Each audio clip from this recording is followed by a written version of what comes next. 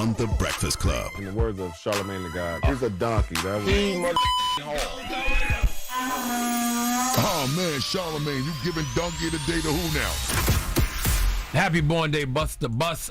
Donkey of the day for Tuesday, May 20th goes to the Harrison Ross Mortuary in California. Now, first of all, I want to send condolences to Symantha Hunt and the family of 80-year-old Otis Atkinson, okay? You know I'm not a funeral guy, okay? I'm not going to my own funeral if I can help it, but I understand the process of the service. It is very important to lay your people to rest with class and dignity, but in order to do that, you need a mortuary that moves with class and dignity. That's the scary thing, right? You know how I talk to you all about schools and how we drop our kids off to schools and trust these teachers with our precious seeds, our souls outside of our bodies, our kids. It's the same thing with a mortuary, okay? I know the spirit has left the body, but the body is still precious. That's your loved one. You want to make sure they are being treated correctly. Well, the family of Otis Atkinson, they weren't treated correctly at all. They weren't treated with any respect by the Harrison Mortuary. Let's go to CBS 3 for the report, please. I didn't make arrangement there to see the wrong body. When Symantha Hunt's 80-year-old uncle passed away, she chose Harrison Ross Mortuary to prepare him for burial.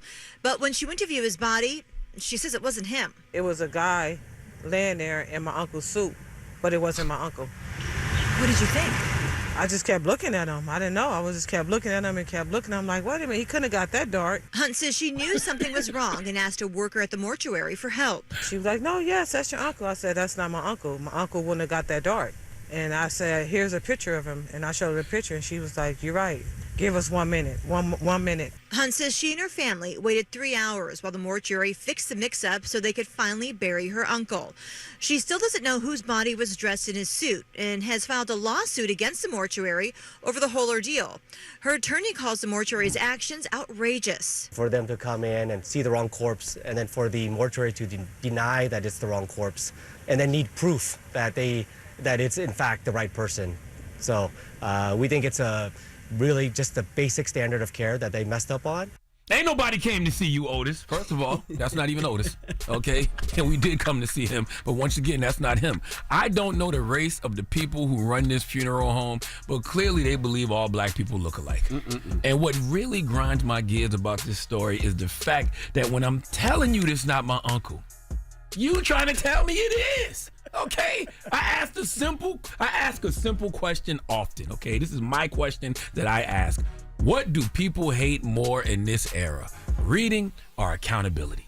I want you all to think about that for a second. What do people hate more, reading or accountability? When the family asked the mortuary worker for help, the employee insisted that the stranger in the casket was indeed their uncle. And this is why sometimes you have to keep a lawyer on retainer, because every now and then violence is justified. Okay, I'm trying to explain to you this isn't my uncle, but you insisting that it is, and you had the nerve to put this person I don't know in my uncle's suit?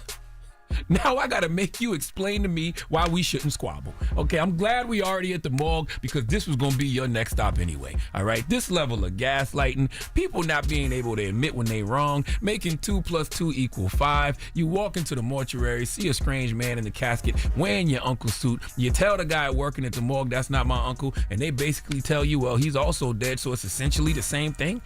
That is the era we are in, folks. Okay, people just make false equivalencies all the time. The funeral home's response was basically, who are you going to believe, us or your own eyes? That is truly our corporate media landscape too. That's what they do to us every day. They tell the people, believe us, not your own eyes. Imagine being in a funeral home and they say to you, we can't find your relative, but we do have someone about the same vibe. I guarantee you they tried to blame this on death swelling. Death swelling will have you looking a little different, but we all know our people. Okay, how you gonna tell me that's not my uncle? The man was 80. We known him our whole life. Sunday dinners, fish fries. They in Cali, so they was playing dominoes. I know home team when I see it. This man in the casket looks like he plays for a rival team in a different sport. You can't just put a whole stranger in my Uncle Steve Harvey suit and think we won't notice. What in the Freaky Friday? Listen, the moral of the story is, in life, personal and business, you should be humble enough to see your mistakes, courageous enough to admit your mistakes, and wise enough to correct them. Harrison Ross Mortuary in California was none of those things, so please give them the sweet sounds of the Hamiltons. You are the donkey of the day. You are the donkey of the day. Yeehaw. And does the stranger that they had in Uncle Otis's suit, what about his family? Does his family know that they just had him in a whole other suit? Yeah, that's what I'm saying. Who looking for him? That's what I mean.